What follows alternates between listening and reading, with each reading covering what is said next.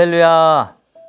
이번 강의는 현장 예배와 온라인 예배 사이에서 우리 교사들과 크리스찬들은 어떻게 해야 하는지에 대해서 함께 고민해보고 짧게 나눠보는 시간을 갖고자 오늘 이 강의를 준비했습니다. 지금 코로나19로 인해 혼란스러워 하시는 분들도 많죠. 특히 예배 문제에 대해서 우리 아이들에게 뭐라고 이야기를 해줘야 될지, 또 어떻게 가르쳐야 옳은 것인지 혼란스러우실 거라 생각합니다. 그래서 이번 강의에서는 우리 코로나 시대 때 현장 예배와 온라인 예배 사이에서 어떻게 예배를 드려야 하는지에 대해서 세 가지의 질문을 가지고 교사 세미나를 진행하도록 하겠습니다. 첫 번째 질문은 현장 예배와 온라인 예배 중 어떤 예배를 드려야 하는지에 대해서 짧게나마 나누고, 두 번째 질문에서는 이 시대의 대안에 대해서 나누고, 또 세 번째는 어떻게 예배를 드려야 하는지에 대해서 구체적인 방법에 대해서 세미나를 진행하도록 하겠습니다. 그러면 첫 번째 질문입니다. 우리는 현장 예배와 온라인 예배 중 어떤 예배를 드려야 할까요? 이 질문의 답은 이렇습니다. 두 가지 다 함께 가야 하는 시대가 왔습니다. 먼저 온라인 예배를 보자면 다음 세대들은 인터넷과 핸드폰이 이미 자신의 삶의 일부가 되었죠. 그들에게 복음을 전하고 또 그들과 함께하기 위해서는 온라인이라는 연결고리를 끊고 생각하게 된다면 그들에게 다가갈 수 없게 될 거예요. 그렇기에 온라인 예배를 활성화를 어떻게 할 것인가를 깊이 생각해 봐야 하는 그런 시대가 왔다라는 거예요.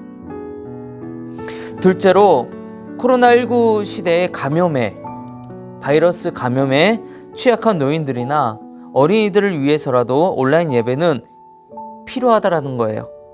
이미 백신이 나왔지만 지금 밝혀진 바이러스는 10%밖에 되지 않는다라고 해요. 우리가 살아가는 삶 속에서 존재하는 바이러스는 아직 90%채 발견되지 않았다고 합니다. 그래서 또 언제 또 다른 코로나 바이러스가 나타날지 아무도 모른다라는 거예요. 그래서 우리가 이 코로나 시대 때 온라인 예배를 생각해 봐야 한다라는 거예요. 이스라엘이 바벨론 포로로 끌려갔을 때에 거기에는 다니엘도 있었죠. 다니엘은 왕의 지엄한 명령에도 불구하고 예루살렘으로 난 창문 앞에서 엎드려서 하루 3번씩 기도했어요. 여기서 보면 이스라엘 백성들은 성전과 멀어진 것을 알 수 있습니다.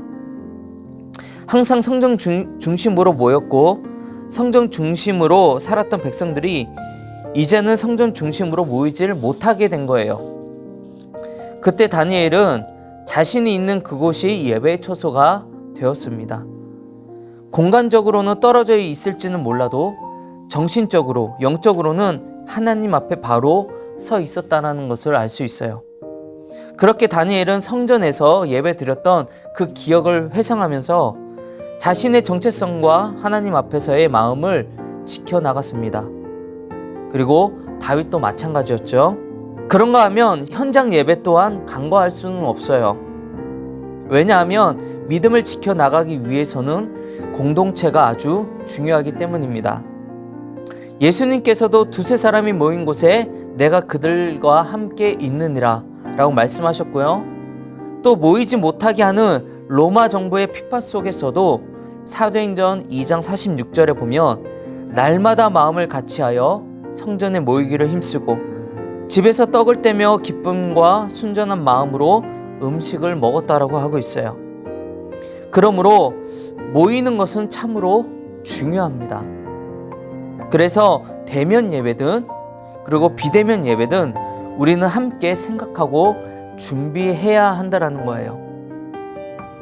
그러면 두 번째 질문입니다. 그러면 이 시대의 대안은 무엇인가? 대안은 무엇인가? 그것은 예배의 참 의미를 바로 알고 온라인으로 예배 드릴 상황이든 뭐 예를 들어서 바이러스나 아니면 악재로 인한 그런 상황이겠죠. 현장 예배를 드릴 상황이든 온전히 영과 진리로 예배를 드릴 수 있는 사람이 먼저 되어야 한다는 거예요. 그러면 영과 진리로 예배를 드린다는 것이 무엇일까요? 첫 번째로는 영과 진리로 예배를 드린다는 것은 그 예배의 본질은 하나님을 아는 거예요. 이 백성이 입술로는 나를 공경하되 마음은 내게서 멀도다. 나를 헛되이 경배하는도다. 그들의 예배는 예수님께 아무런 가치가 없었어요. 그게 바로 헛되다는 말의 의미예요. 하나님께서 말씀하시길 나를 헛되이 경배하는도다. 이것은 예배가 아니고 아무런 가치가 없다는 말이에요. 뭐라고요? 아무런 가치가 없다라는 말입니다. 예배로서 아무런 가치가 없다는 말은 거기에 어떠한 마음의 영역도 개입되지 않았다라는 거예요. 우리는 우리의 자유의지를 가지고 뭐든지 다 할 수 있습니다. 원하는 만큼 예배에 참석할 수도 있고 또 실제로 몸은 교회에 있지만 전혀 예배 드리지 않을 수도 있다라는 거예요.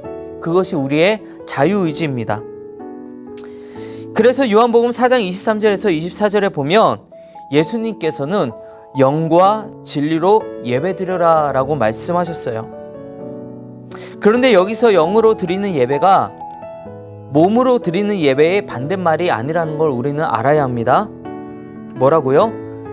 영으로 드리는 예배가 몸으로 드리는 예배와 다르지 않다라는 거예요. 오히려 영으로 드리는 예배는 진리로 드리는 예배와 나란히 제시되고 있다라는 거예요. 이 의미는 무엇이냐면 우리는 영으로부터 예배드리는 자가 되어야 하고 진리에 의해서 예배드리는 자가 되어야 하는데 이것은 영으로 드리는 예배와 진리로 드리는 예배는 같은 의미라고 말할 수 있다라는 거예요. 그래서 여기서 요점은 무엇이냐면 영과 진리로 예배를 드린다는 것은 하나님께서 정말로 어떤 분인지를 올바로 이해하고 있는가에 달려있다라는 사실입니다. 누구를 이해하고 있는 것에 달려있다고요? 하나님이 어떤 분이신가, 하나님이 어떤 분이신가를 이해하고 있는가에 달려있다라는 거예요.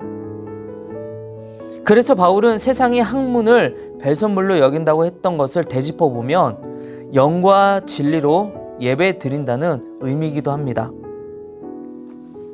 두 번째로 참된 예배는 하나님의 가치가 무엇보다도 높음을 인정하고 그 가치를 따르고 사랑하는 거예요.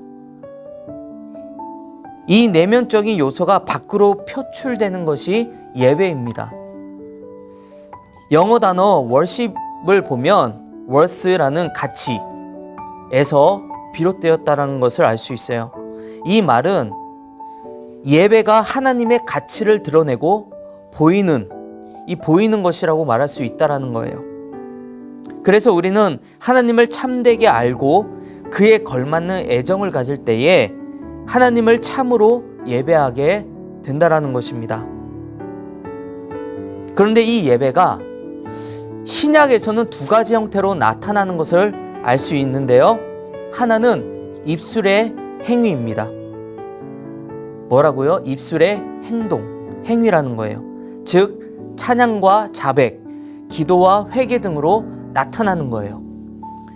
또 다른 형태는 우리의 몸과 손발로 행하는 그 사랑의 행위예요. 여기서 사랑의 행위라는 것은 다른 사람들의 선을 위하여 내가 기꺼이 희생함으로써 하나님의 최고의 가치를 나타내는 것을 말해요. 이 두 가지 형태를 통해서 예배가 하나님께 드려지게 된다는 겁니다. 이것을 히브리서 13장 15절에서 16절 말씀에 보면 발견할 수 있는데요. 제가 읽어드리겠습니다.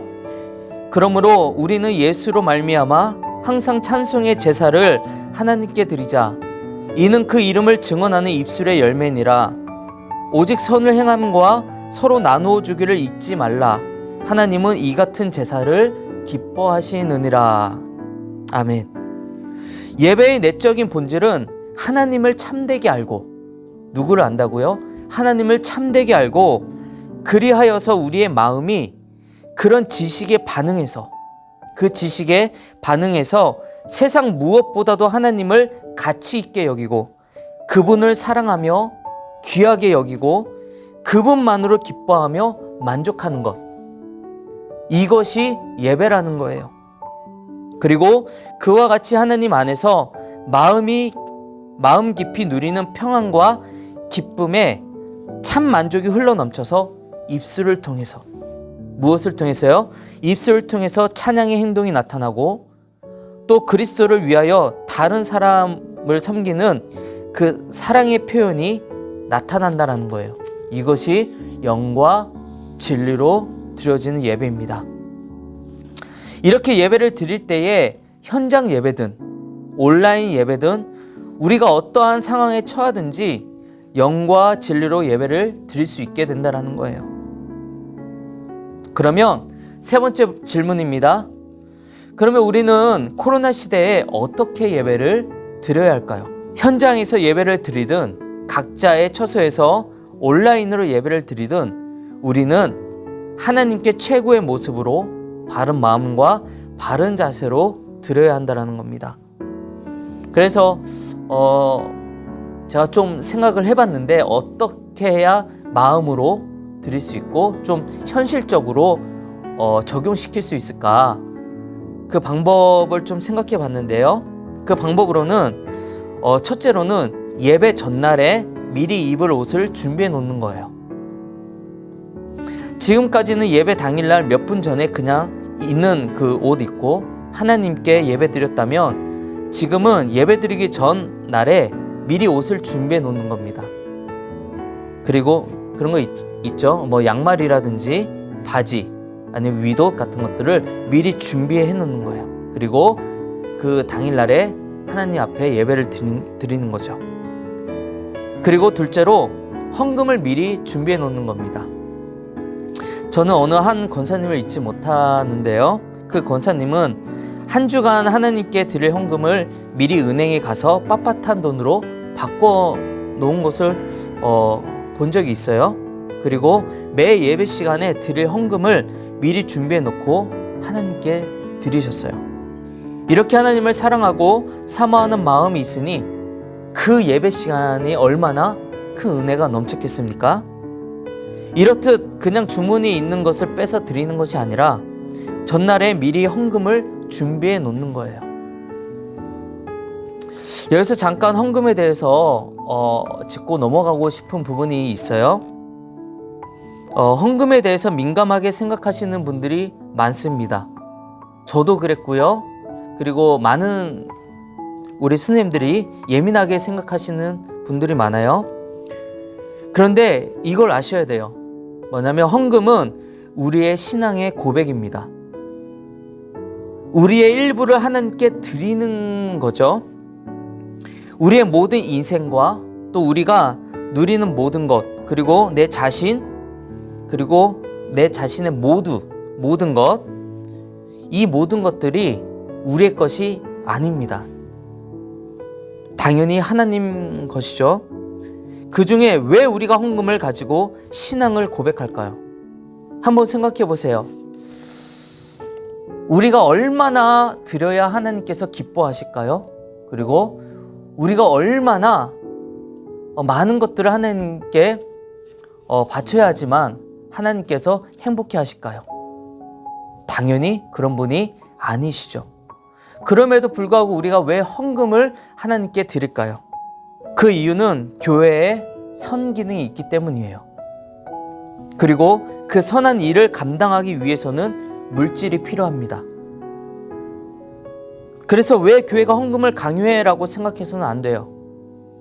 헌금은 우리의 신앙의 고백, 즉 내 모든 것들이 다 하나님 것입니다 라는 신앙의 고백과 또 교회 선 기능을 위해서 헌금을 드리는 거예요. 그것을 분명히 알고 헌금을 준비해야 합니다. 셋째로 예배 당일날 조금 일찍 일어나는 거예요. 요즘에는 잠이 많죠, 다들. 그럼에도 불구하고 사모하는 마음으로 예배 당일날 조금 일찍 일어나서 준비하는 거예요. 어떤 분들은 이런 분들도 봤어요. 목욕제기를 한다든가 하는데, 그렇게까지는 하지 않아도 조금 일찍 일어나 사모하는 마음으로 예배를 준비하는 거예요. 특히 온라인으로 예배를 드릴 때 우리의 자세가 흐트러질 수 있는데, 조금 일찍 일어나서 준비한다면 마음과 자세가 하나님께 바로 서게 될 겁니다. 마지막으로 그 마음과 중심으로 하나님께 예배를 드리는 거예요. 그러면 선생님들께서 온라인으로 예배를 드릴 때든지 교회에서 함께 모여 예배를 드릴 때든지 그 마음을 하나님께 받아주실 것입니다. 자, 정리하도록 하겠습니다. 예배는 장소와 상관없이 하나님을 알아가는 속에 기쁨과 감격으로 나오는 반응이 예배입니다. 예배의 본질을 먼저 회복하고 예배자로서 선 다음에 예배를 준비하면 좋을 것 같습니다. 앞으로 우리 선생님들과 우리 주일학교가 예배자로서 바로 서가기를 바랍니다. 자, 기도하도록 하겠습니다. 거룩하신 하나님, 우리가 하나님 앞에 예배자로 바로 서기를 원합니다. 온라인으로 예배를 드리든지 하나님 현장에 나와서 예배를 드리든지 하나님 우리가 어디 있든지 하나님을 알아가는 그 기쁨을 알게 하시고 하나님의 말씀을 가장 고귀하고 가치 있게 여기며 하나님 그 말씀 따라 살아갈 수 있고 그 기쁨 속에 반응하여서 입술로 몸짓으로 하나님 또 선한 행위로 하나님께 올려드리는 귀한 예배자가 되기를 소망합니다. 우리 선생님들 함께 하시고 우리 아이들과 함께 하시고 우리 주일학교와 함께 하여 주옵소서. 무엇보다 말씀을 가르치고 말씀을 전파하는 우리 교육자들 함께 하시고 우리 아이들과 함께 하고 우리 아이들을 위해서 기도하고 양육하는 우리 선생님들 위에 하나님의 은혜가 넘쳐나기를 바라고 기도합니다. 하나님께서 함께 해주시고 의로 오른손으로 붙들어 주시며 하나님 우리가 하나님 말씀 안에서 아이들을 양육한 그 아이들이 이 세상에 나가서 빛과 소금이 되어서 세상의 리더자가 되게 하시고 세상을 변화시키며 하나님의 사랑으로 이 세상을 바꿔나갈 수 있는 아이들이 다 될 수 있도록 우리 주일학교와 우리 선생님들과 우리 교육자들과 또 우리 교육위원장님부터 시작해가지고 국장님 모두 하나님께서 붙들어 주시고 우리 당회장 목사님과 함께하여 주시고 아버지께서 함께하여 주시고 붙들어 주옵소서. 하나님 우리가 바른 예배자로서 바로 설 수 있도록 인도하여 주옵소서. 감사드리며 예수님의 이름으로 기도합니다. 아멘. 이상 예배에 대해서 강의를 마치도록 하겠습니다. 감사합니다. 네, 차세대 교육과 선생님들 안녕하세요. 이번 시간은 교사 매뉴얼 5번째 교사 제명 절차에 대해서 알아보도록 하겠습니다.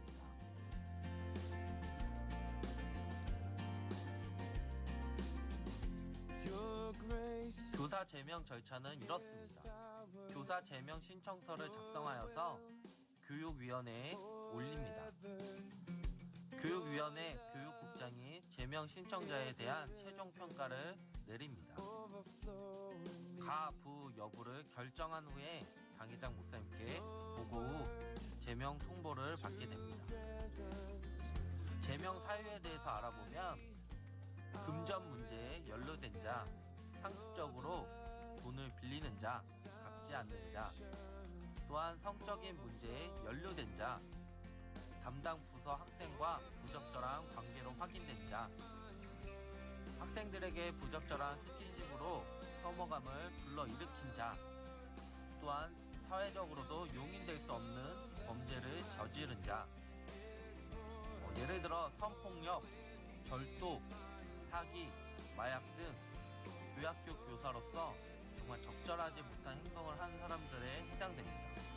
또한 이단으로 확인된 자, 신앙생활이 성실하지 못하여 본이 되지 못한 자, 작년 청년 예배에 불성실한 자, 1년 40회 이상 참석하지 못한 자, 부서 예배에 불성실한 자, 1년 50회 이하 출석, 학생들에게 본이 되지 않은 자, 어린이 학생들에게 저급한 언어를 사용하는 자, 어린이 학생들에게 폭력을 행사하는 자, 또한 술, 담배 문제에서 자유롭지 못한 자, 기타로서 부서 교육자와 부장단들의 판단에 따라 교사 사역에 부적합하다고 생각되는 자,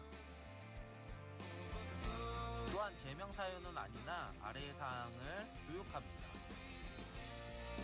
옷차림, 언행 관련해서 학생 어린이들에게 본이 되는 옷차림을 교육합니다. 우리가 되도록 주일날 단정한 옷차림으로 나와 아이들을 맞이하는 게 좋겠죠.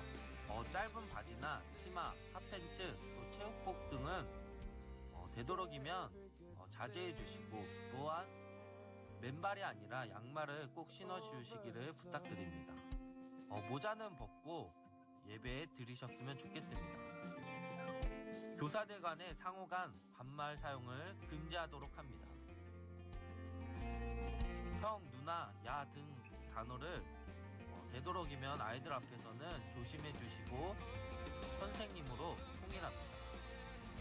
누구누가 이것 좀 해줘 라고 하기보다는 선생님 이것 좀 해주세요 라고 우리가 서로를 존중하며 헤어주는 언행을 했으면 좋겠습니다.